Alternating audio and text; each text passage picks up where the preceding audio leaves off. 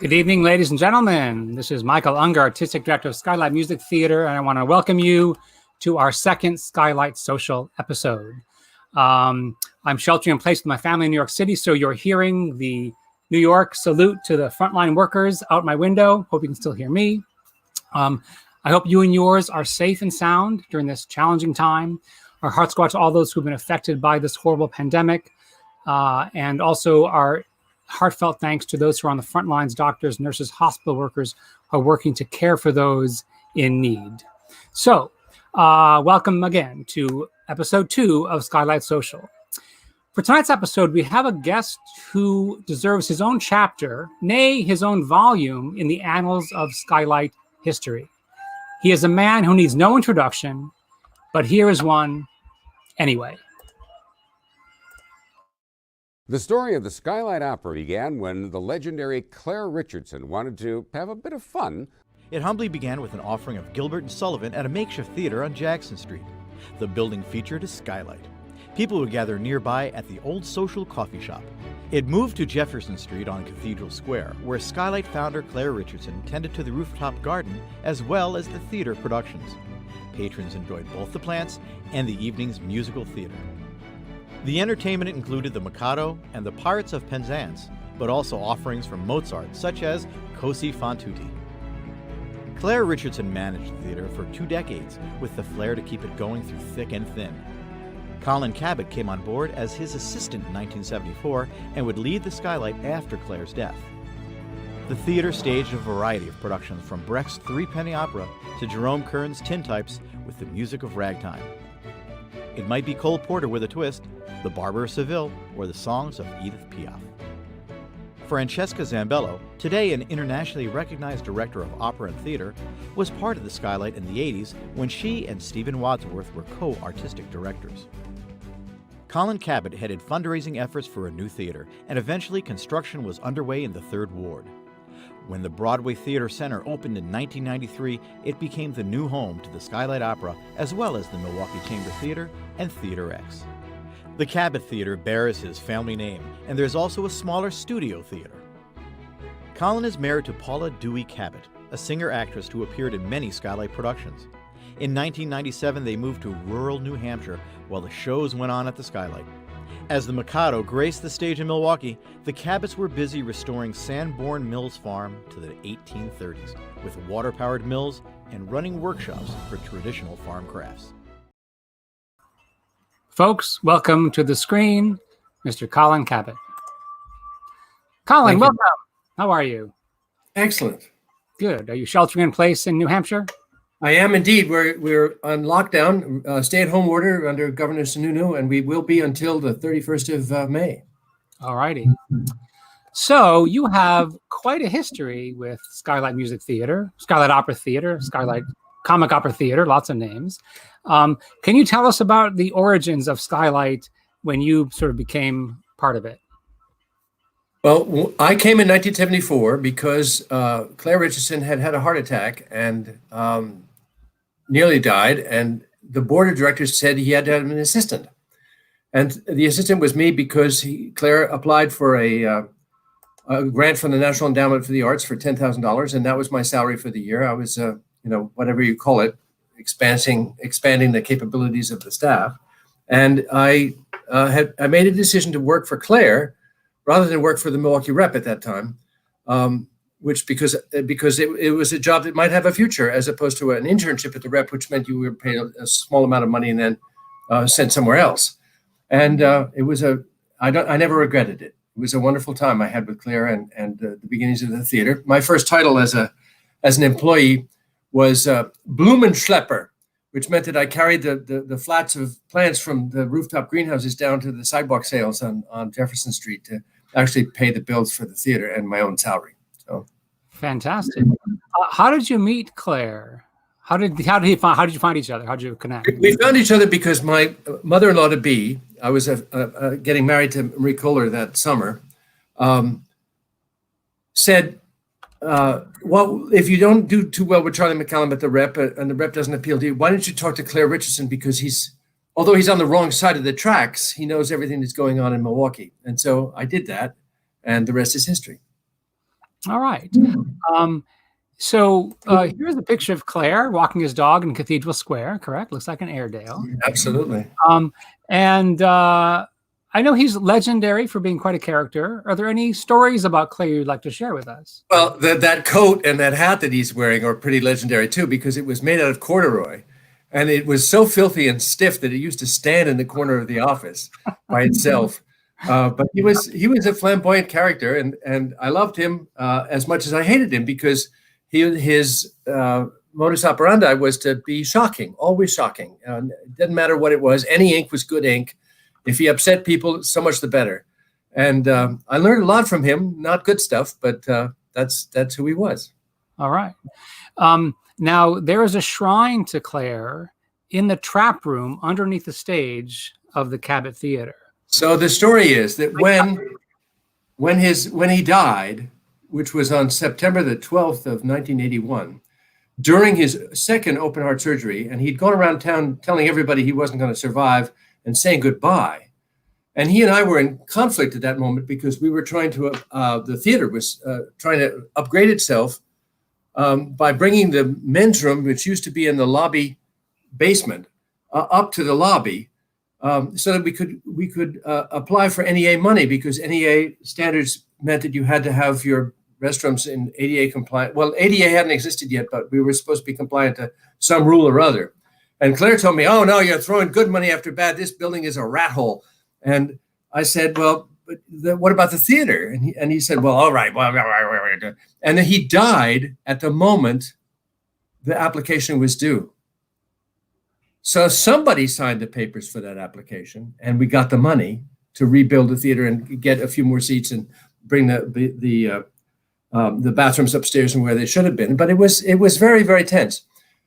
But when he died, the whole issue was that he had a meeting with me, angry, very angry and confrontatory, until finally he sort of snapped, and he broke it during the argument, and he said, "You know, when I die, I'm going to be buried underneath this stage so that I can say that what goes on this stage goes over my dead body." And people liked that about Claire, and I did too. And he said, "Oh, you're giving me chest pain." So I reached for his shirt where he had his nitroglycerin pills, and I gave him one, and I said, "Claire, that's no way to win an argument." And he said, "Just you wait." And I was thinking, Henry Higgins, just you wait? No, he was serious. That when he died, his widow came to me. No, we were actually in public at the ballet, and in Eline Hall, or the Marcus Performing Arts Center, whatever it's called these days. It was continental seating, and Joanna was many rows behind us, but because both Marie and I and Joanna were in the middle, we had to wait for everybody else to leave. And so we were looking around, and she waved at me and she said, "Colin, I have something for you." And thinking, because she was an Eline and the source of all funds in Milwaukee, I said, "Is it money?" And she said, "No, it's ashes." And at that point, we then had Claire. There was a creperie across the street from this old Skylight, and we had Claire come to dinner at the creperie, and then we put him underneath the stage, which is where he wanted to be. In the old theater, then, not to make this too long, Laura Otchen, who was married to wonderful Carl Otchen, was George Watts' sister. And she, on a tour that we took under the backstage of the old theater, saw this rotted box of cardboard with stuff on it. I said, "What's that?" And I said, "Well, that's Claire's ashes." Somebody had put a smoke machine on top of the Claire's ashes during one of our shows. And smoke machines get hot and they condense, and it had ruined the cardboard on the outside of the box. Thank God the inside was plastic and didn't get ruined. But she said, "No, wait a minute. Give me that box and I'll bring it back." And she went to George Watts, her brother, down the street, and got a beautiful pewter urn. And Carl, bless his heart, very handy and Laura was a sculptor. She made beautiful wire sculptures of cats and things. And they put the urn in.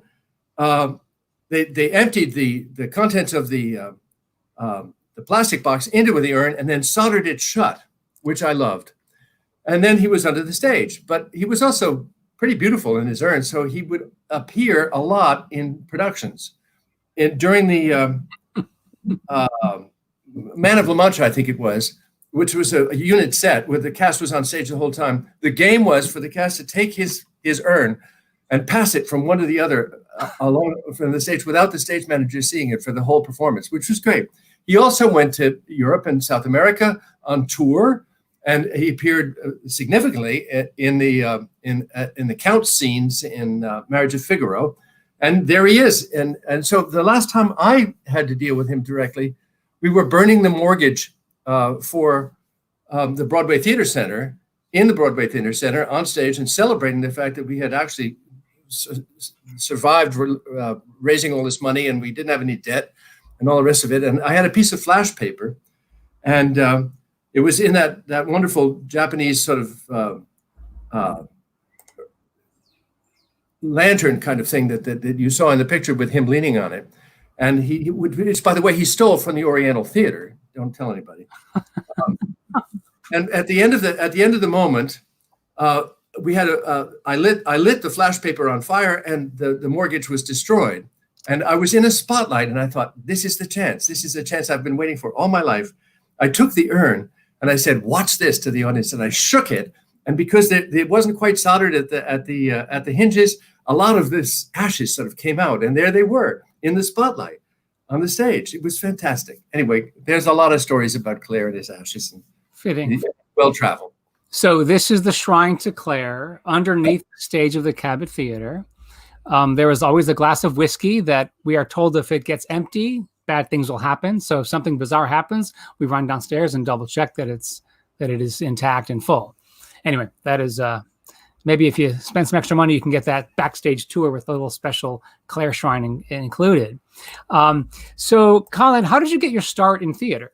Give us a little bit of your history and coming. I went to many fancy boarding schools and private schools in New York City, and I was just thinking that the school I went to in New York City right now is closed, so is my boarding school in Massachusetts, and all these hotspots and everything, and what an education that would be.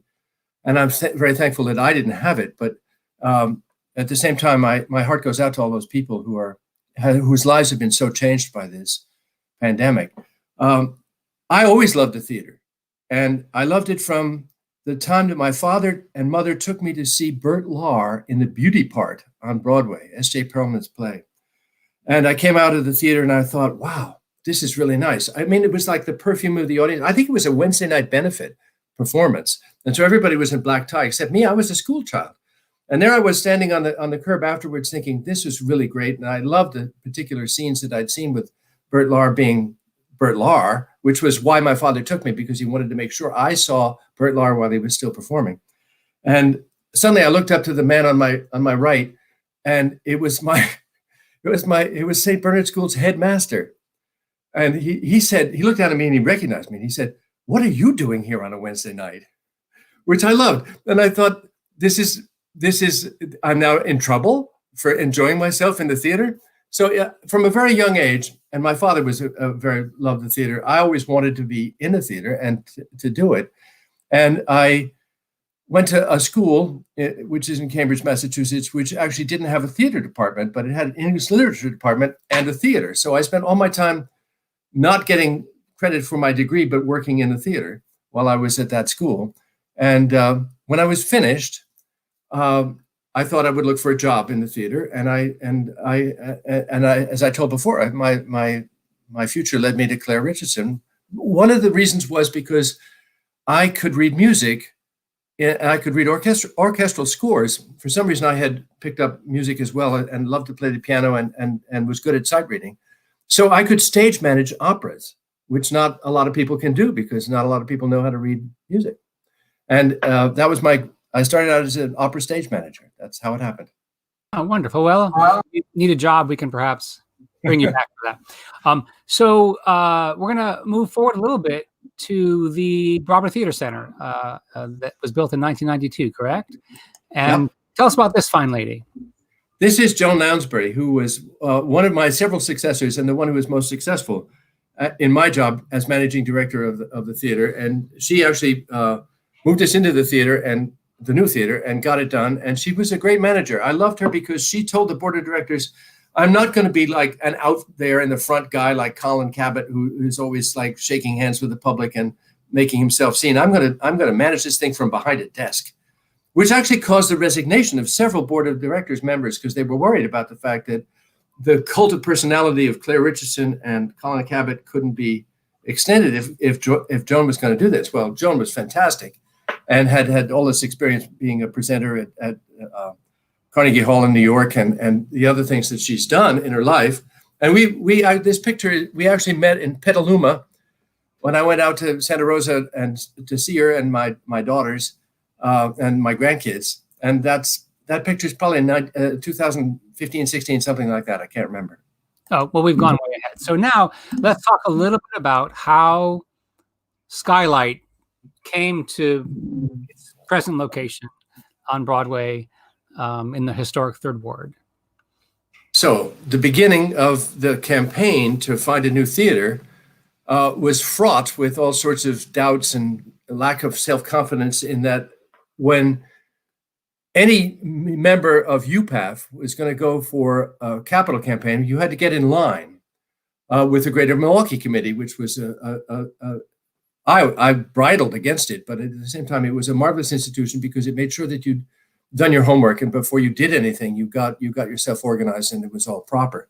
And for many years, we spent a lot of time talking about the VA hospital at the Ward Theater, about the Schlitz Brewery when it was about to be rehabbed. Could we go there? Could we have somehow created a theater there?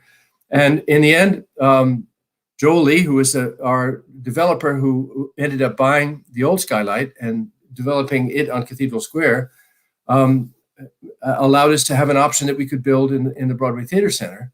And we bought the building, and next to it, we bought the building that the studio theater and the offices are in. And next to it was a parking lot. And that building had a checkered history. It had been a place for, I don't even know what they're called. They're cigarette machines and vending machines, and vending machines traditionally are operated by a certain strata of society. And then, of course, there also had been a gay nightclub there, which was infamous because I think it was the epicenter of the AIDS crisis in Milwaukee, which I don't really remember what its name was, but I remember that several of us from the Skylight used to go there on straight nights to dance. It was fun. And this is what the parking lot next to the theater was. It had also had terrible tanks underground, which were leaking oil from an old gas station that had been there at some point. And by the time we got to exercising the option and doing all of this stuff with the new building, it was at that point history that had sort of run its course with it in the politics of Milwaukee, and we were welcome to it.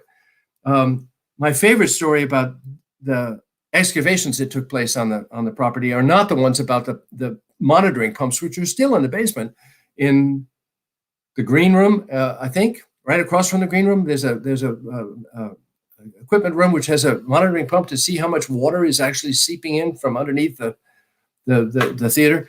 But it was that one of the I was in the trailer, the management trailer that the construction people had on the wonderful D.G. Byard people had on the site with Dick Wright, who was really good at saying, okay, wait a minute, you're fighting with the architects, we're not paying for it. It's the architects or you who are going to make this decision. And then he would slam his briefcase closed and we would leave. And one of those meetings, as we came out of the trailer, we could see that there was a consternation going on the ground. Somebody who was excavating the sewer line to the street had found underneath the ground in the sewer somehow a collection of gold pieces, literally $5, $10, $20, $50 gold pieces, and he was hoarding them. And so we saw them. And then, of course, because it was in the street, it wasn't our property, it was his property. It was found to him. And it was just a wonderful idea that somebody in the 19th century or early 20th century had robbed a bank and had been in trouble and had stuck all their gold pieces in the drain outside the theater. It was, things like that, you can't make them up. It was good. Maybe that should be our next musical, The Gold Pieces. Yeah. So as we all know, there's a beautiful, beautiful painted medallion in the ceiling of the Broadway Theater Center. Looks something like this, and has a beautiful quote: "To help us forget some things, remember others, and to refresh the dry places in our spirit." Can you tell us about the origin? Why, did you choose that quote? Is that of your liking? Is that your responsibility? Yeah, the team that did that ceiling was David Zinn and David Byrne and me, together with the scenic artists at White Lake Studio, Cobalt in White Lake, New York. And the idea was that we would have recognizable people around and Milwaukee buildings around the outside of the thing. And then the 9 muses would be flying around in the ceiling, having left their boxes, which are on the balcony level. And that the chandelier was being carried towards the proscenium in anticipation of illumination of the evening's art to be by their mother, the muse's mother, Namazani. And what happened with that quote was that we quite liked the idea of creating a distance between the clouds and the top of the railing by putting in a sort of a banner that would have been flown by an airplane, so that it gives the illusion of even more space above a very flat ceiling. And the quote, I was enthusiastic about the quote because I had loved Robertson Davies' Deptford trilogy. And I can't remember whether it was Fifth Business or World of Wonders that I found it in. And I've actually looked for it and not been able to find it, but I don't think I made it up. And David Byrne actually made the paraphrase of it, which is the purpose of art, as far as I'm concerned. And we put it up there because of that. So I don't know if there's more explanation than that, but that's what I remember. It's so fabulous. And in researching my interview with you, we dug up some archival information on the servers, on the computer servers at Skylight, that talk in such detail about every little character, every decision made in terms of the design of the theater and this emblem. And I'll talk to our marketing folks about getting that up online, because there's such great stories and there's so much rich history. And you guys put so much intelligence and grace and thought into this. Now, we used to meet in the coffee shop at the hotel. It wasn't the Plaza Hotel, but it was the one up there on, I can't remember where it was. But anyway, we spent a lot of coffee shop hours discussing all that stuff. Well, it's clear you did a lot of amazing work on that, among many, many other things. So there are many Milwaukee buildings included, and many people that worked at the theater at the time included up there, one of whom is, I believe, you. It might be. That's you. That's Colin with the shirt. I think Francesca Zambello's there, and I think that's David Zinn next to me on the right. Oh, fantastic! That's awesome. We can identify most of those people because they actually, there was a moment at John Keither and Wendy Hill maybe, and a couple of other people were doing an Orphée at which was a Cocteau piece, but I can't remember who wrote the opera. Who wrote Orphée the opera, which it's a monodrama. There's not a duet in the whole thing. Anyway, they took the script and they made it into opera. It was done at the Loeb Drama Center at Harvard University, and we posed all these people on the staircase in the faculty club at Harvard, and those pictures ended up on that ceiling. Fantastic. So tell us a little bit about this event. That's your wife, Paula, correct? Yeah, in 2009, Paula and I went to celebrate the 50th anniversary. And now that I think about it, I first wrote a thing about the Skylight called the 30 Years' War at the 30th anniversary, and now it's twice as far along. Somebody has to write the second 30 Years' War to catch it up. But the first 30 Years' War was over in 1989, I guess.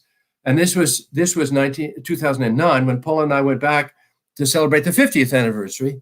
And in the studio theater, we did a show called The Long and Short of It, which was basically an excuse for Paula to sing and me to tell stories, which we did, which was fun. Yep. I don't know what the shovel was, but or the trowel. I guess it had to do. Oh, I know exactly what it was. It was the American Gothic, right? No. Yeah, American Gothic. That's right. It was the two of us, and she was a lot shorter than I was, but we corrected it because she was standing on a block. There you go. Claire's behind you, so his spirit's still. His spirit is hovered, and he was always trouble in my background, so that's why he's there. Gotcha. So you had some guest artists, apparently. We did. We had the Jet Girls, or no, Shark Girls from West Side Story from way many years before, who were help me with the names: Carol Greif and Elaine Harrow and Paula, and they came out to reprise their number, but they thought they were very funny being old, and they were wearing schmadas and walkers and stuff. We had a good time. That's when they really did it. Yeah. Fantastic. All right. So next, I'd like to go to the actual design of the theater. And if I'm not mistaken, from the conversation we had the other day, our theater would look very different if it were not for a Moroccan waiter who worked for an Italian radio station speaking in French to an Italian restaurant in Germany who recommended you go see a theater in France. Is that correct? It's absolutely correct, and I couldn't possibly repeat it. I said that really fast. A Yeah, it was Moroccan good. waiter who worked for an Italian radio station speaking to you in French at an Italian restaurant in Germany who recommended you go look at a theater in France. That's right. So tell us how that happened. How it happened was Paula and I and my two daughters, Marie, Christine, and Annie, took a trip to Europe, and we were going to go check out little theaters because we like little theaters. The Skylight was always a little theater, never was a grand theater.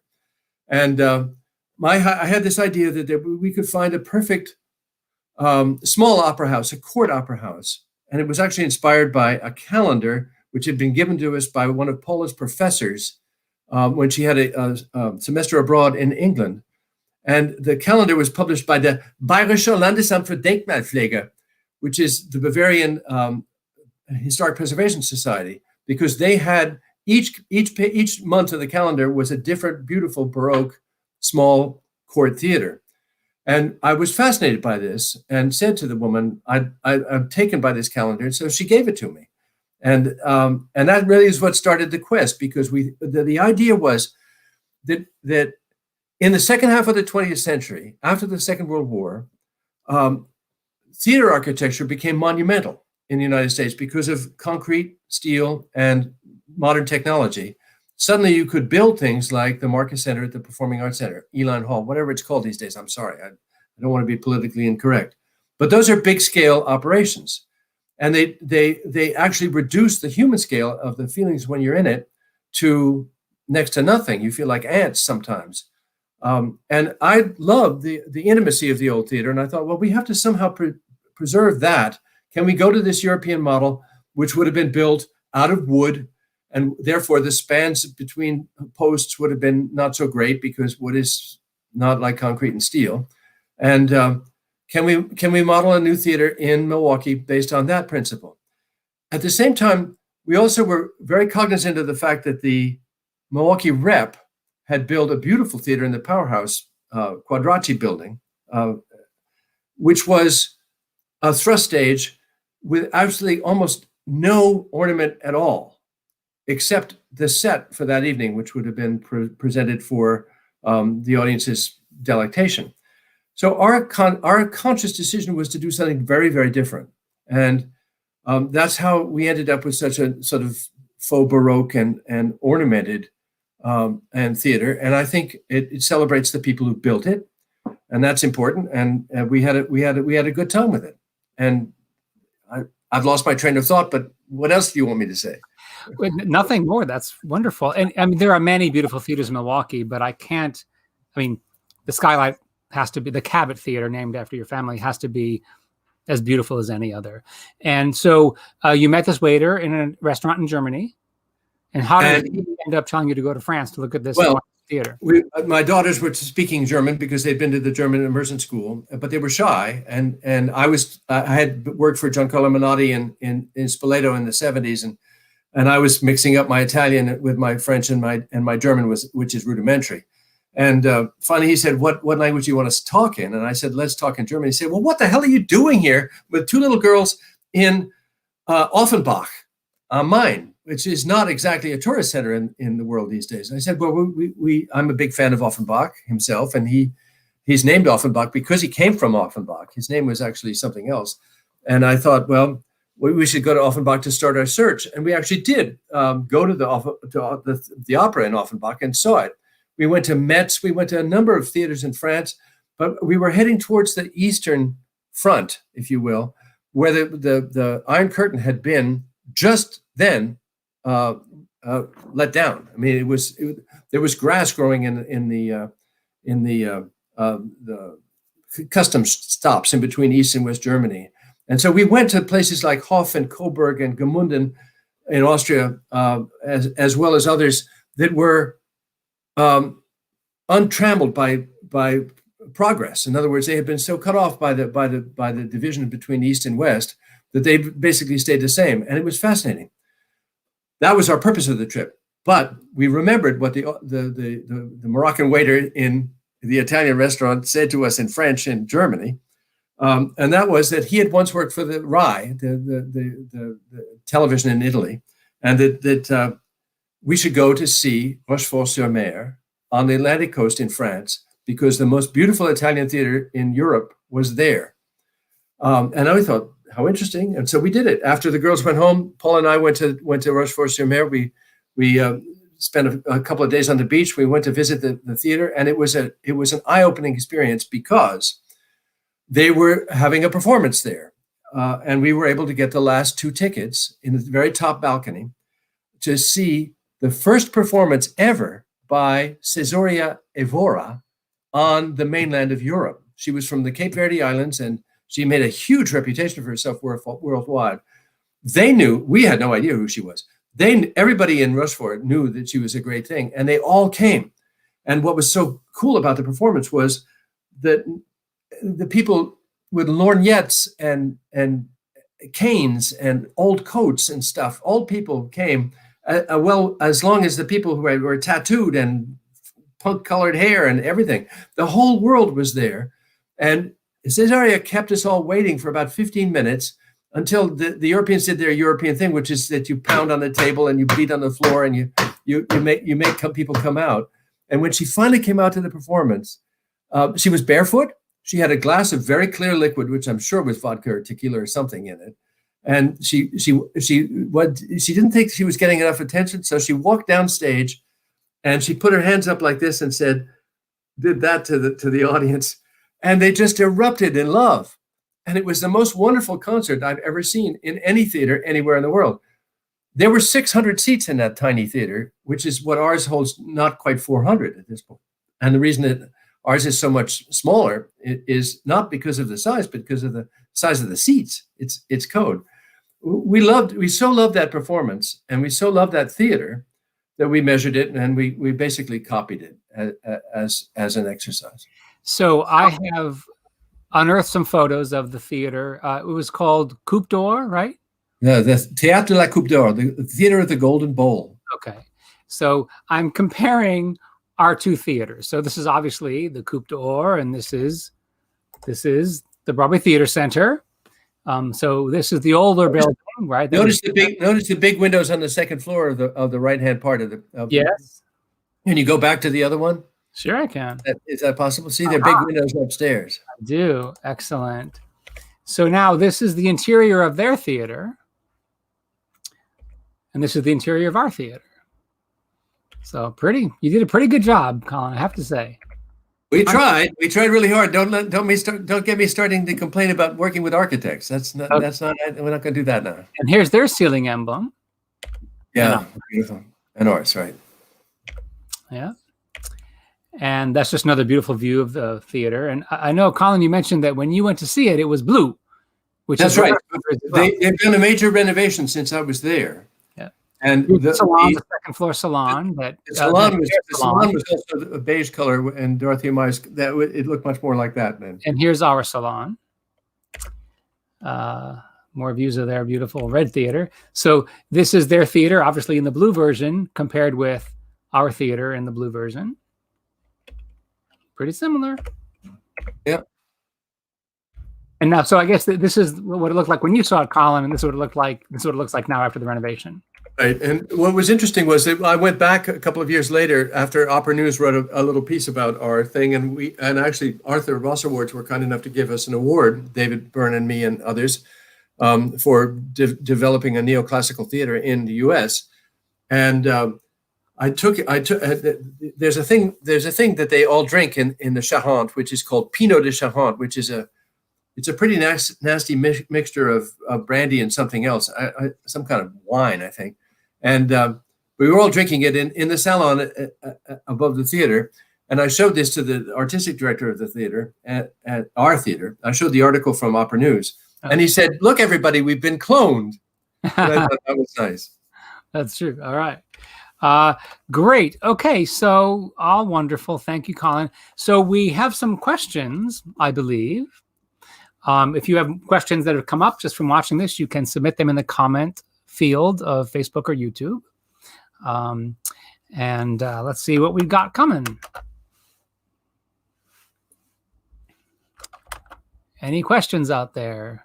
Aha. This is important. This question is for you, Michael. I actually don't drink. I never acquired a taste for any of it. I went to a party college. Just never acquired the taste. Good for you. It's good for your liver. It's good for whatever. And I'll drink to that. I'm drinking coffee. See, keep calm and carry on. Okay. So do you have a Scotch? The brand of Scotch question is a setup. Whoever sent the question knows that there's the history of the Scotch for Claire underneath the stage, which was probably because I like to drink Scotch, but at the same time, I know that I shouldn't drink too much.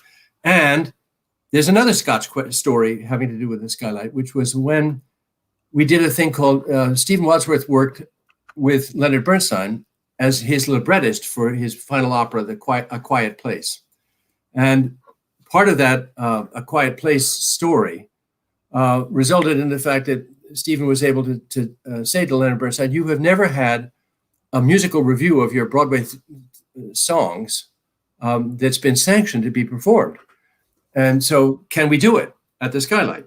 And the most fantastic cast was assembled, and Stephen actually did video interviews with important people in Leonard Bernstein's life, like Comden and Green and Arthur Lawrence and others, and including Stephen himself. And it was a fabulous show. And Bernstein himself, with Harry Kraut and the whole Amberson entourage, came for the opening night. And somehow somebody got to me a message that you need to have a Ballantine Scotch bottle in your pocket whenever Leonard Bernstein is around in case he needs it. And he'll know that you're the designated carrier. So I was, and I did. And during the intermission, I was asked, so I took him into the stairwell right next to the stage and gave him a Scotch bottle. He took a big swig, and then he lit a cigarette underneath a big no smoking sign. And then he said, "I need to go pee." And so up we went to the private pee station in the old costume shop, which was a filthy, grotty old toilet, not at all the modern ones we have now downstairs. And the story goes on, but I think that's what the Scotch question is about. Interesting. I have to say, though, that we now have a stunning costume shop that is meticulously organized. All the threads, the big spools of thread are in Roy G. Biv arrangement. It's a stunning shop, as beautiful as anything I've seen. Just want to make sure that we correct that misconception. Absolutely, because in those days, the costume shop was just a shambles. And it was not that we didn't do good work in it, but we didn't have the capability of having had a designed costume shop. And I just want to stress the fact that when we did design that costume shop in the new Broadway Theater Center, we worried about 3 different kinds of light: tungsten and incandescent and something else, because the color black especially changes color under different light intensity. True. And you have to know what it's going to look like on stage. All righty.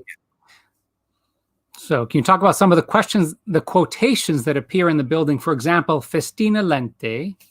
Well, if you're a man, you don't know where that appears, but it appears on the floor of the ladies' room next to the bar, bistro, whatever it's called these days. And it means make haste slowly. Fantastic. And it's actually was used by W.S. Gilbert in Iolanthe. He refers to it. And so it's a fairly famous quotation. And there's a quote in the men's room as well on the floor, correct? The men's room quotations is Ars longa vita brevis. Excuse me, I got it wrong. Ars longa vita brevis, which means art is long and life is short, which is the appropriate thing for you to think about as you're standing at the urinal. Very good. Excellent. All right. What else we got? Is that for you or for me? Well, why don't we talk about, from your perspective?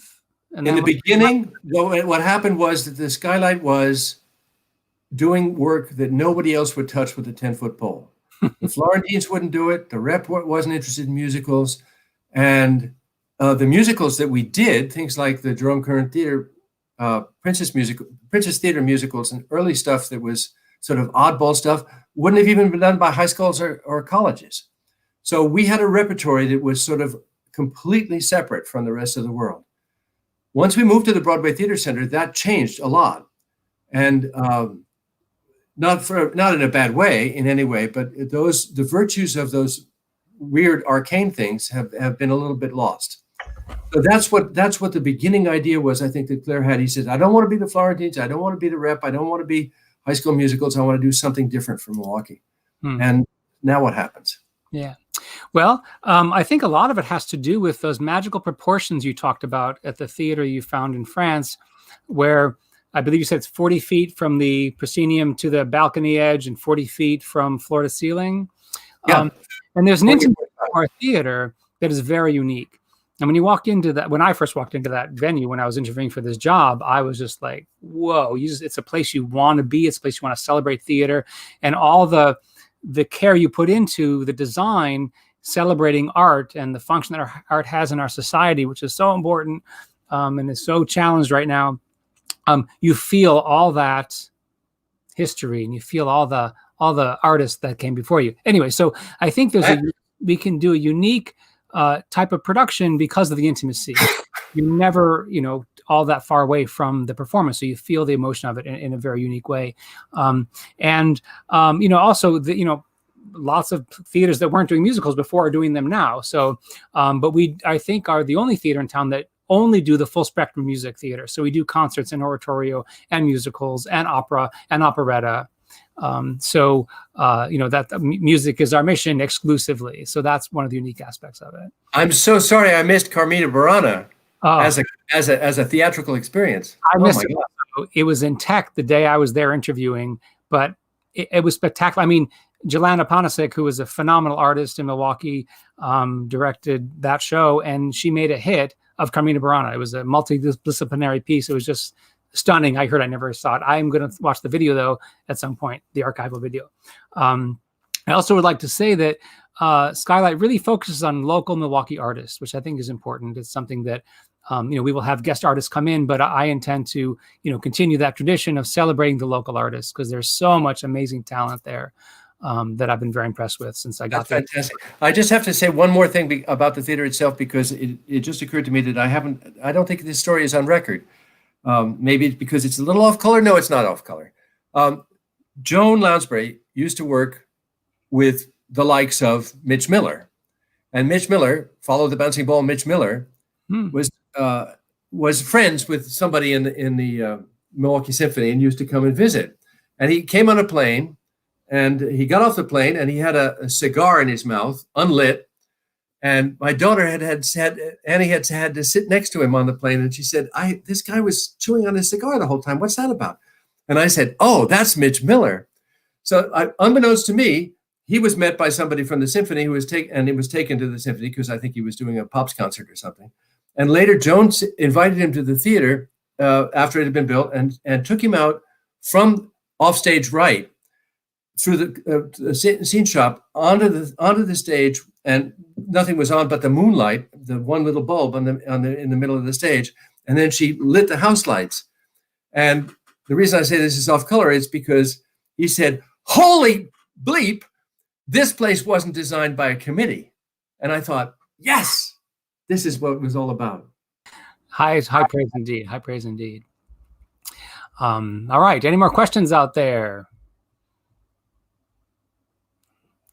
Susan in marketing is hunting at the list of questions. I can see it. While we're waiting, I just want to say that next week, there's a question. Go, Colin. I don't have many. My favorite memory. I don't know. God. Oh, Lord save us. I have a lot of favorite memories of moments in the theater. I remember the Tin Types production that my wife Paula was in at the beginning was great fun. I was operating the spotlight, which was not really a spotlight. It was just a Fresnel sitting. Oh no, it was a Lico sitting up in the in the middle seat in the back row in the house, and I was doing what was called a ballyhoo, and it was just those were great moments with oh yeah, and then of course there was good stuff that happened when things would go wrong, like the time that Dale Gutzman, I think he was on stage with somebody like Steve Jones or something, and a piece of cardboard scenery fell down, and his response was, because the tree had fallen down, two's company, tree's a crowd. And doing stuff like that, improv in the middle of a what was supposedly a sympathetic or serious or romantic or whatever it is, just keeps the theater in the betting stage. And I love that. I love the fact that things like that could happen all the time. Fantastic. Well, Colin, I want to thank you for helping us celebrate our landmark 60th year. These are challenging times, so if people would like to help Skylight out, we have an exciting concert coming up. On Thursday, May 21st, we will have Skylight Sings, a virtual concert, which will be all online. The artists will all be in their homes, lots of Skylight favorites. If you donate $100 or more, either by texting, going to our website or texting, you can see the number there, 56512. You text the word Skylight to 56512. You will get access to this wonderful concert, which features many, many Skylight favorites and a few guest artists like Dennis DeYoung of the rock group Styx and Ray Jivoff, the previous artistic director at Skylight. Speaking of Dennis DeYoung, he will be our guest, or my guest, next Tuesday, a week from tonight, 6 p.m. Central, for our next Skylight Social. He'll talk about his life, his career, Styx, of course, and the musical Hunchback of Notre Dame that he wrote that we'll be doing in our 2021 season. And I've been chasing that show for 26 years. You'll hear the story next week. So stay well, stay safe. Let's all remember to do what we can to take care of each other in this difficult time, and always beyond the difficult times, always for that matter. We'll see you back at Skylight after this brief intermission when life gets back to some kind of normal. Thanks for tuning in. Thank you, Colin. Good night. Thank you, Michael.